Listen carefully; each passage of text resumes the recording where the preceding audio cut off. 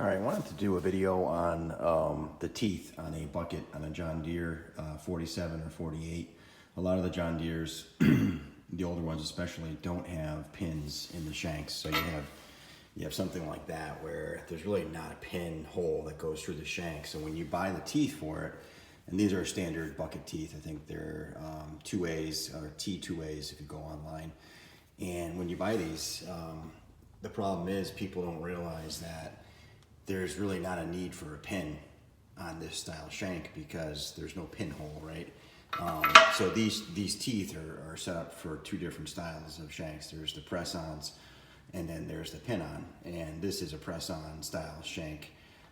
So the whole concept with this is that you don't need a pin and you want to press the tooth or squeeze the tooth around the shank. The way you do that is you get yourself basically an air hammer, right? You can get yourself an air hammer like this or some kind of hammer tool, and you put a straight bit on it with a flat, right? So it's a pretty decent sized flat spot. It's probably, almost half an inch, and you're just gonna hit it right below the circle or the hole on the tooth.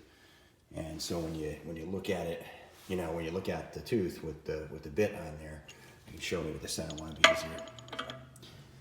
You're gonna hit it just there, right? So the whole point of this is you're gonna squeeze the tooth around the shank and you're gonna hit it just below the pinhole on the tooth, and that's gonna be flexible in that spot, and flexible enough when you hit it with the air hammer, it's gonna bend. It's gonna bend it, and it's gonna end up pinching the shank on both sides. You can do one side and do the other side.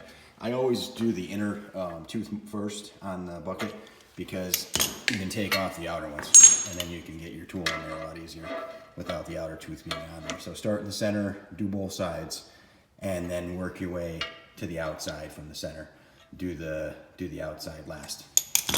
All right, that is, believe it or not, that is a super common issue on these. The teeth will fall out or get pulled out from using it over the years, and people just don't realize that you don't pin these on. They're pressed on.